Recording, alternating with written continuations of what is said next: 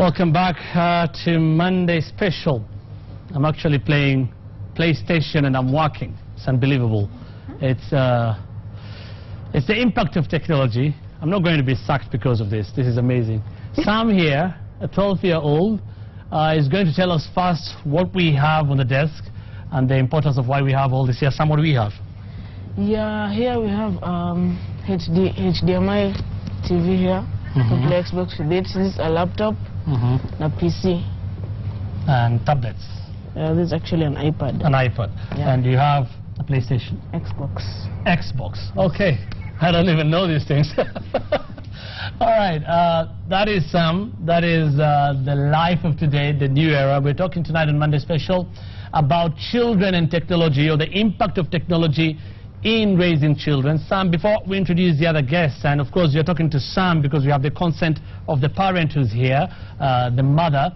Sam, just tell us, do you need all this? These are the things that, I mean, one or two of these things will be found in an average household today.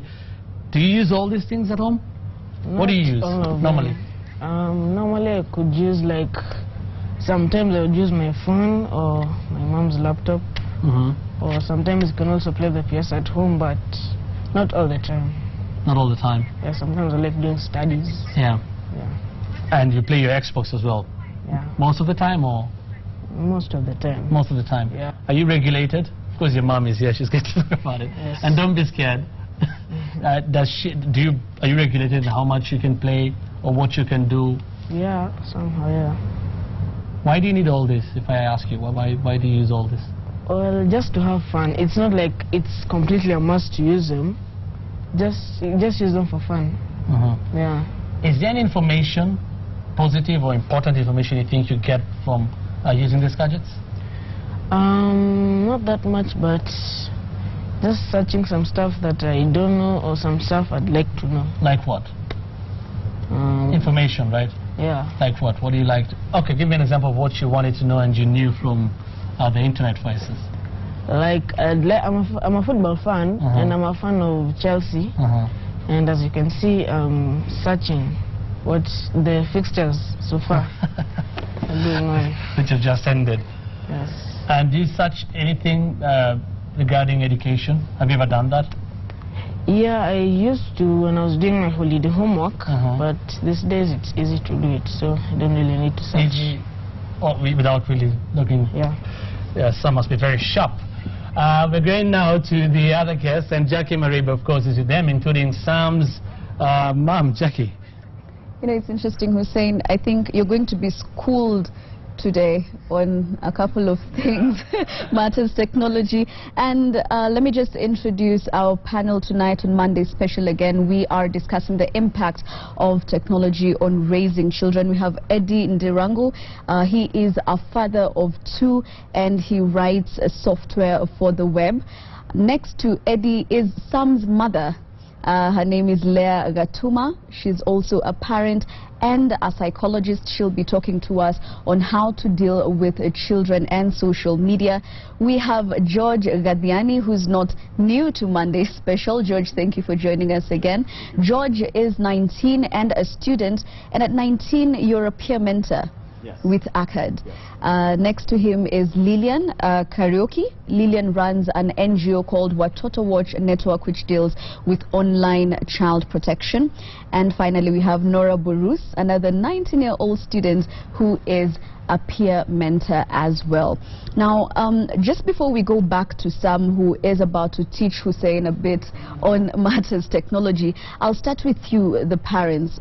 Eddie and Leah, as parents, and now you have children who are well above the age of 7, and yours is 7, your children are 7 and 14? 7 and will be 14. 7 and will be 14, and Leah 12 and? Will be 15 in another week. 12 and will be 15. Now at these ages, what do you feel about the use of technology, gadgets in your houses, and restricting what your children will be able to access? I will start with you, Leah, because Sam is here. Sam is saying he has most of these things in the house. So how do you deal with that? And at what age did you decide that he can actually access them? Let me start by saying that I like to give time to my children. So even as I'm giving them the gadgets, like Emmanuel and Samuel, both my sons have had internet since last year. That's the first time that we introduced internet. But they've had their PS way before that, and generally what we do is we allow them to play PS certain hours. Certain hours are for working and certain hours are for playing outside, and we are very particular about that. For the times that we are not in, that's when we can be able to follow. I take away the gadgets and bring them out in the evening, and during the day they can work, and then in the evening when I come back home they can be able to use the gadgets. So generally that's what I try and do. Sometimes I allow them to go unsupervised, and I'm able to see what they're watching once in a while. I sit and watch with them, and that gives me an opportunity to actually talk about what it is they're watching and sort of give them information about that, the dangers of that. So I'm able to know what it is they watch when I'm not there, a lot of times. All right. Eddie, you deal with computers basically on a day-to-day basis. So when you're at home with your children, how do you regulate the use of computers or other gadgets that you have in the house? First and foremost, I really believe in technology. That's why I'm in the field in the first place. Lift your mic up. Yes, and I also believe in you know, control exposure. You know, bringing my children to a place where they can actually be able to be abreast with what's happening around. So I approach this in two ways.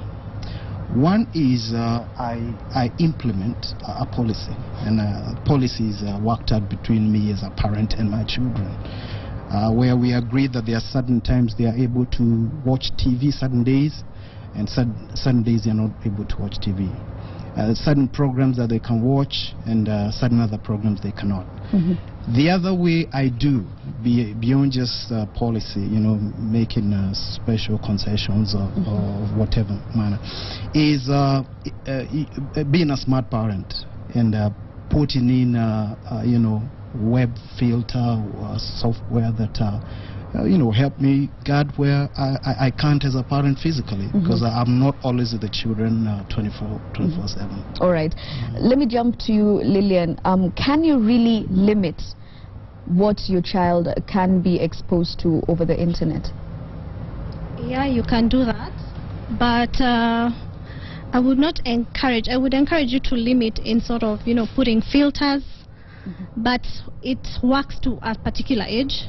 Because when we are finding that teenagers being able to remove those filters from the computers, yes, but it's very necessary to put the filters on the computer. Besides that, there are other ways parents can go about it. You can also, there are also softwares that they can use on the computers. There are search engines. People are used to their usual search engines, like for example Google and the rest, but there are particular search engines for children which are free, but parents are not aware about this.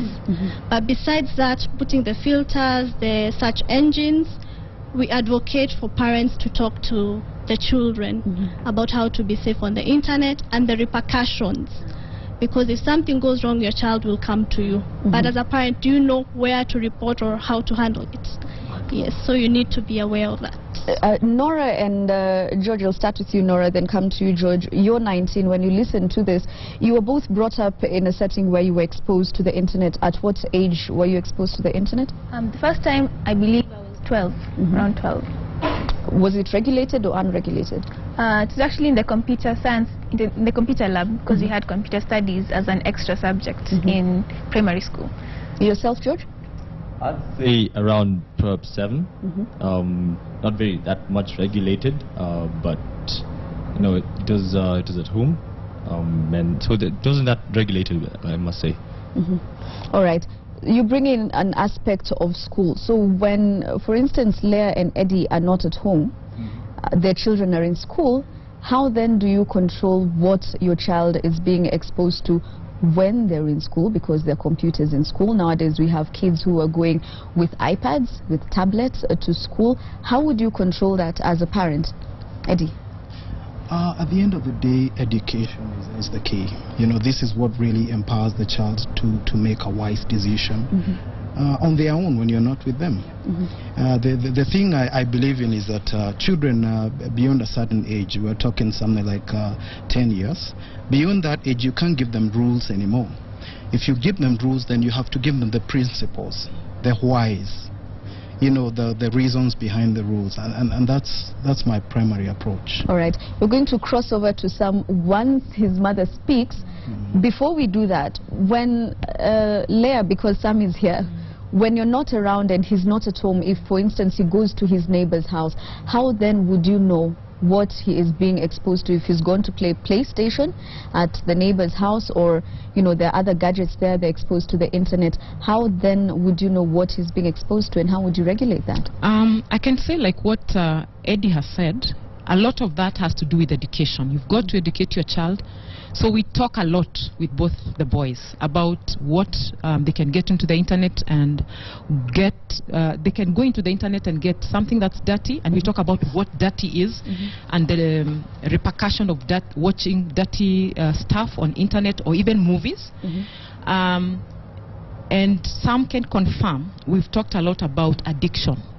Addiction is not about alcohol or sex only. Internet, PlayStation, stuff like that, technology can be very addictive. And we've talked about how difficult it can be to come out of addiction, and how it can actually damage your day-to-day living, so that you're not able to function as you should because you're so used to this gadget. So we talk a lot about that. And my hope and prayer is that as I'm talking to them and helping them understand what getting too used to this technology would do in terms of damage, that they can follow and hear what their mom is saying.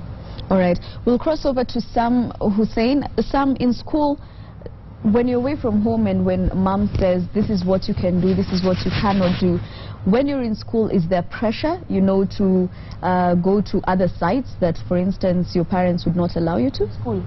Yes, in school. In school or whatever. Or anywhere else, your neighbors, when you're out with your friends playing? If we're using any gadgets with my friends, just like go and play games on internet or yeah, stuff like that. But my mom has already taught me about the bad sites, and she's told me that they're addictive and they're also bad. So I don't think I can try to anyway search them. I don't know how I can ask this. Sam is a 12-year-old. But you're saying you've talked to Sam severally. Leah, the mother, has been talking to Sam severally. You've been open about him, about what to do and what not to do. Do you feel sometimes like you're being limited, or there's more you would want to? No, I just feel free. You feel free? Yeah. So what your mom tells you, you understand, and you're very responsible when you're looking at all these things. Right. Let me cross to, we'll come back to Sam, Jackie. One of the things they've been saying, 19-year-olds, let's now talk about reality, bearing in mind that Sam is here, you can only be very, you can only explain so much. But does it really work like that? Is there anything like limits when you go to school, when you go with your friends, you have your mobile phone, you can access WhatsApp, there are crazy images you get, or videos, or the internet. Is there anything like parental control here, or is it up to the child or the teenager? Well, I must say, limits do exist probably in the home. Outside, not so much. There's pressure that's coming out from so many other sources, and that's something we must be open about. And we can't bury our heads in the sand and say, you know, someone will pressure you to go to such and such a site. There's something you can watch, it's good for you, it's bad for you, etc. And that's true. But coming back, technology, there are a lot of aspects to it. One, there's a lot of good that can come from technology. Yeah. And I think that's something we must accept. Yeah. The languages and etc. that you can learn from it. And if you've actually been taught what the negative parts of tech can be, what it can lead to, if those are things that are ingrained in you, then you shouldn't really worry about it. Now, the parents who go overboard and you say, oh, no smartphones, no internet in this house, no, you're not solving the problem, point blank. Just don't, because when they leave that house, they will find ways and means of getting to that tech. The average 12-year-old has exposure of probably a 20-year-old later on in the future. Yeah. And so I think what is important is to address the issues before they come up. Will I say that there's a chance out there there's a kid who will not access any of those bad sites? Probably not. No, it's not likely. But if 90% or 80% of the time they're spending, they're using tech, they're using it for the right reasons, and the 20% won't finish them. I think it's reality. Yeah. But you cannot expect your kid to go through, if you had a comp since you're 10 and till they're 40, 50, they will not have come across any negative sites. Okay. All right. Were there some things you're restricted from doing or watching or accessing, and growing up you still access them? Definitely, yes. Okay. As you said, you can say that, yeah. As I said, we are teenagers, and teenagers are curious. Usually when you're told to not do something is when we Yes. actually do it. So definitely there are a few sites that I was told not to go to, and I did. And probably most of them I did regret, but I didn't dwell on that. Because there's so, as George says, there's so much more from the internet that you can learn. And people make mistakes. We can't demonize the internet just because of 1 or 2 or 3 incidents that may have happened, because as there's so many benefits that outweigh the disadvantages. You can learn languages, there are tutorials to learn how to play instruments, you can read books. These days, not many people are reading actual paperback books. Many people are accessing e-books on the internet. You can disseminate so much information on social media sites and actually create awareness about problems. So regardless of the downsides and the bad sides and the negative aspects of the internet, I think what we should focus on is the positive and how to educate our children to not do these things. All right, so there are pros and there are cons, of course, of using technology on raising children. Remember, you can join in on the conversation on 22422. Send us a message with your name and your location. What is your view on raising children in the digital era? Do your children go out to play, engage in physical activities, or stay home and just use gadgets? You can also engage us on Twitter on @Citizen TV Kenya. The hashtag is Monday Special KE. Don't go away. We take a short break now, but we'll be back after these messages.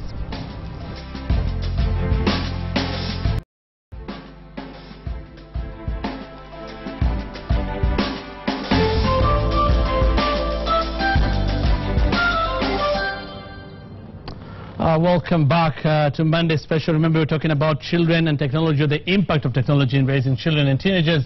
We'll take a look at your feedback now before we continue the discussion. On Twitter, this is what you're saying. You can say use of gadgets should not be at the expense of active physical activities. Children also need to grow physically.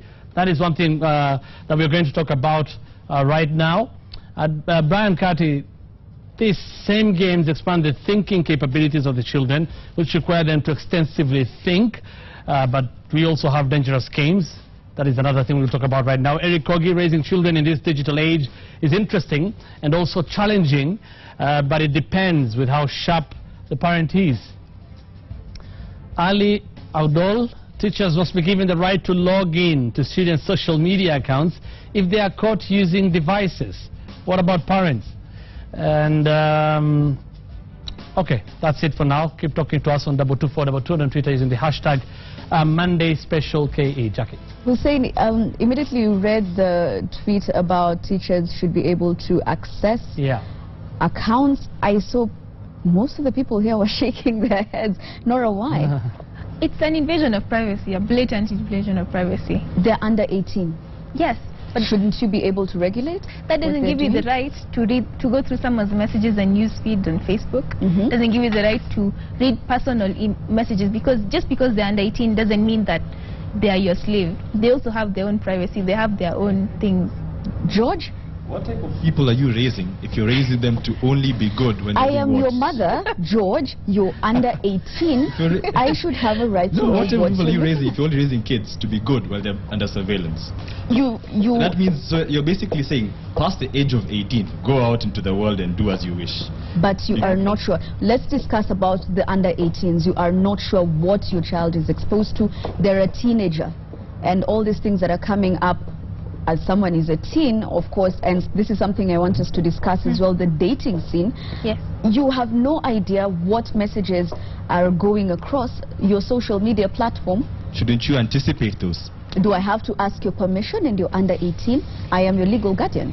Like anything else, this has to take a step-by-step process. If you think that the child is old enough to have a social media account, then that child should be also old enough to make decisions on that sector.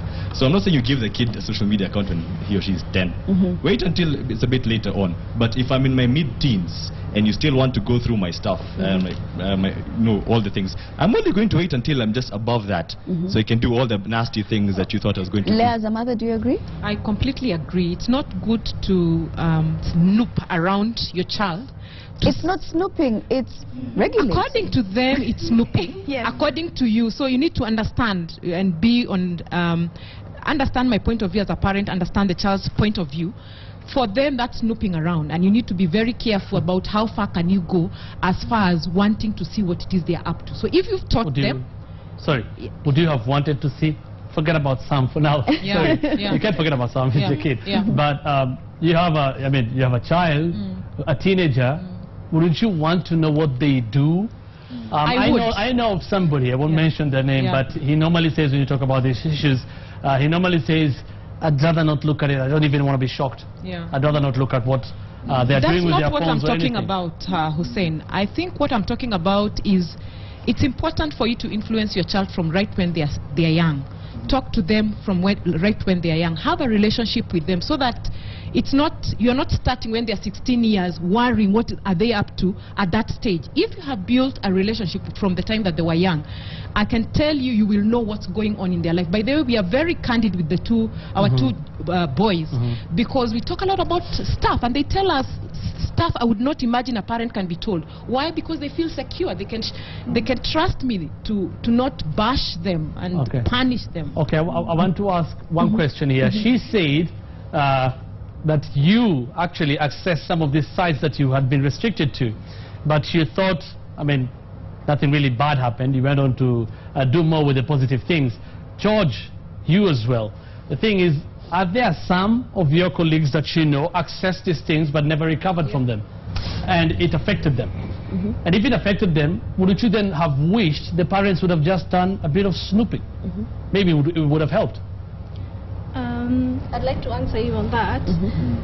That's where education comes in. Same thing as sex education. Parents need to talk to their children about this. They will not follow them around. So once they talk to them about the safety, the repercussions of the internet and technology, they are supposed to be able to let their children make their own decisions. And they will. After they've talked about it. But now the issue we are having is parents are not aware of the risks that are on the internet. They are buying the gadgets, yes. But do you know what your children are doing on the internet? Do you feel like parents nowadays do not engage their children? There's a breakdown in communication. I can buy you a phone, I'll communicate, I'll call you, I'll find out if you're okay, but the parenting aspect of it is not fully there. Parents believe that right now kids know so much about the internet, and they honestly do, and technology, that they are afraid to engage them. They are taking a seat back and hoping that maybe the teacher or nothing wrong will happen, and it's happening. And it's because parents are not educating or wanting to learn about the internet and the risks, because that's the only way you can educate your child. If you don't know about the risks, you won't talk to them about it, right? All right. Let's say for purposes of the both of you who have children who are under 18, you have done the much that you can, you have educated them, but then they go out into the world, they venture, and they're exposed to so much that's out there. For instance, we had a Briton who was held.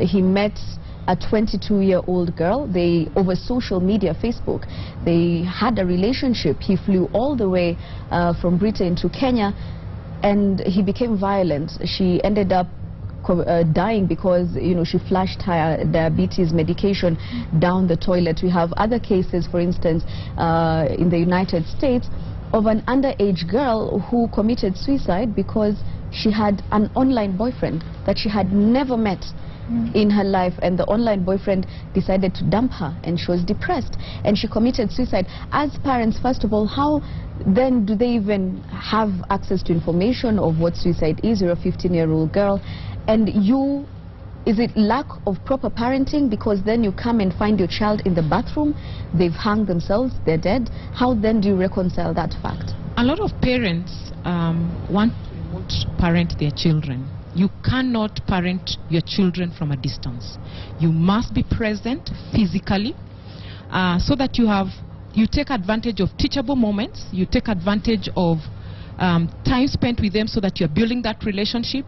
And I can vouch that those people you've explained or given stories of right now, probably their parents were never available, probably they didn't have really a relationship with their parents, and that's why they're ending up maybe needing attention from people out there. It's easier to pull those who have not had relationship with their parents than those who have had relationship with they are hungry. So if a child is having a good relationship with their parents, they're not going to be hungry for love out there as much. Yeah. All right, so before I come to you, Eddie, I want to cross over to you, Sam. How much time do you have to engage in physical outdoor activity? Like just go out with your friends and play soccer. Do you, for instance, play soccer? A lot. You don't? A lot. Oh, a lot. You play a lot. Not on PlayStation? No. Yeah? Physically. So how much time versus playing PS or computer games or listening to music or anything else do you engage in physical outdoor activity?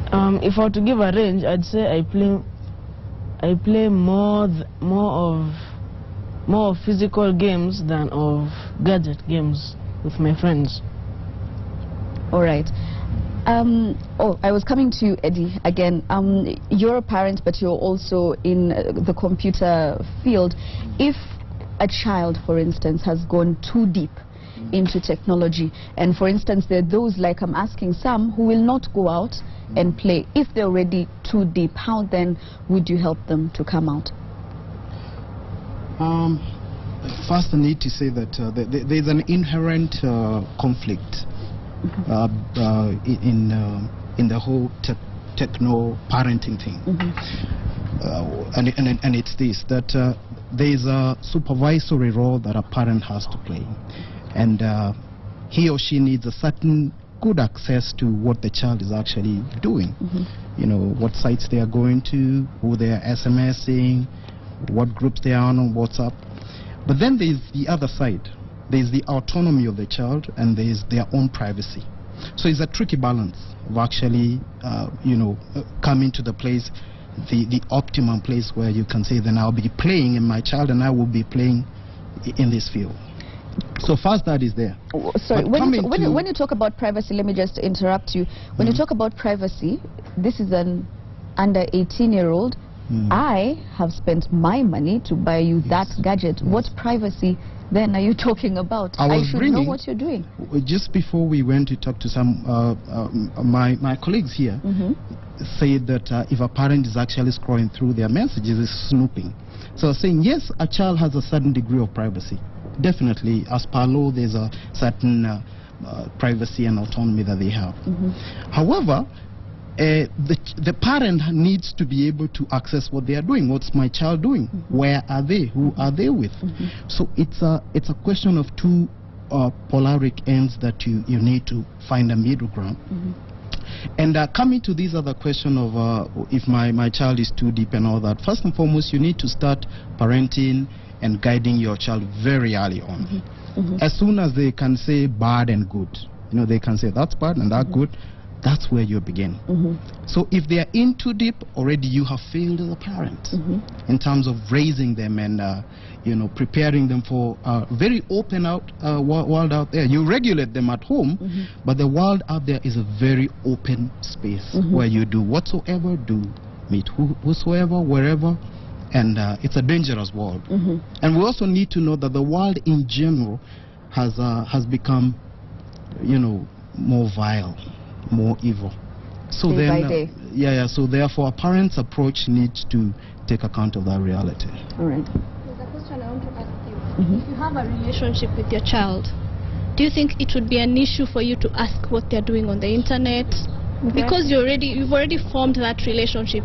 The reason why parents are going behind their children's back is because they cannot they cannot bring themselves to ask their children. So you're saying it's a failure on the parents' part? Yes, it Yeah, is. it's definitely is. Yeah, to a very big extent. George? Well, we're putting a lot of pressure on parents here, I can imagine. The parents at home on the hot seat, like, oh my God, the child's 15, we haven't had this conversation.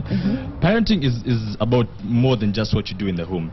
there's this parenting that's outside. Now, if I'd allow me to chip into this a bit, I said I'm a peer mentor with an organization called ACAD, Education Group. And part of that thing is just training life skills and excellence that come beyond that. Now, it is not possible, it is physically not possible for you to be there with your child all the time, but it's possible for you to provide an environment in which all these things are happening. Now, like, yeah. If they're at home. Even if they're outside, if they're outside, because personally, my experience through ACAD and it all, I was really taught, like core life skills, setting your goals, what the beauties of technology are. For a person who had technology at a very early age, things like formal emails, a nice way to write emails, attaching documents, writing essays, etc., were beyond me. And this, you've had experience for a long time. So all these extra things, even if your parents saying, no, I'm not really tech savvy with it, get other people who can help you in with that community. And on that under 18 part, I must really weigh on in this. Just give them some privacy. If you cannot trust your child to manage themselves, and then you expect them to go to school and manage all these extra things balanced. But even as you're talking about giving them privacy and allowing them therefore to be on their tablets, we're not saying technology is bad. It's just how to monitor what they're doing. Remember, there's cyberbullying. How then would you deal with that? There are issues also to do with health. This is where you get children suffering from obesity because, like I was asking some, they don't have time to go outside and play simply because they're just home. Take them out. As I say, that environment, that's part of the environment, not only at home. If you allow me to talk about ACAD again, because I've been through it myself. No, there's experiential games, we went ice skating, we went something climbing. Those are all other forms of fun things to do. He says Sam says he plays football. The other things, make it cool to be holistic. Yeah, they need to know. They need to know that indeed there's a world out there that is also fun, real world. They're custom. These devices have created what I can call induced introversion, so that they take a corner somewhere and go deep into something. Okay. They have discovered the virtual reality, but you need to teach them the real world, and it is fun to go, bungee jumping. All right. We really must wind up, although this is a conversation that will not end. I hope we'll have another platform to bring you back again and discuss this. Hussein, do you have responses? Yeah, if Kanzi can tell me if we have anything on Twitter, I'm sure we have that. But on double 2422, as we wind up now, someone here doesn't think Kitainge, I think it's called Kitainge, doesn't think our panel is being very real, but of course there is opinion. Hussein, on the topic of children and IT, I don't think any of your panelists is being sincere. I mean, it's common knowledge that children are doing nasty things on the internet today. Sex, drugs, radicalization, all manner of sins and crimes. My take is parents should limit access to the internet to their kids, period. That is Kitainge from Eldoret. Parents should regulate and be in the know of what their under 18 kids are up to. This culture has to be nurtured into parent-kid relationship as early as possible. Jennifer Matiku from Kamulu, and she says, mother to 2 married sons, an adolescent, and disciplined daughter. Lina from Gashia, my daughters, one is 11 years, and the other is 8 years. One is 11 years, who's normal. The other one is 8 years, deaf. I tend to give them internet access to them to learn new things, which is the best sites. She's actually asking questions, which are the best sites I can use for them, and how can I prevent them from accessing bad things. And finally, Naftal from Nairobi, can you imagine as a baby you were not worried that you walked around naked? Later as you grew up, you were told it is not good to do the same. You obeyed and you saw the sense. Can you walk around naked at 15 years? Well, apply the same principle in technology. All right, Lucas from Embakasi is saying, I strongly believe in regulated use of internet among teens. It's not in their best interest to allow a child to decide on what is good because they remain under instructions till reasonable age. Guidance and education is not enough for teens because of peer influence and adventurous nature. All right, someone else says, I also put myself in my teenagers' shoes. When I was their age, how did I behave? What were my challenges? How these situations affected my current life? Some questions to tackle carefully when handling children. I don't believe in taking the gadgets away because the child next door, who is a friend, will avail his. Right, Lucky, thank you so much. Well, thank you for all your comments on 2242 on Twitter. Of course, we can't read all of them, but thank you all the same. And thank you for watching Monday Special. I'm Hussein Mohammed. Have a good night. And I'm Jackie Maribe. Good night and God bless.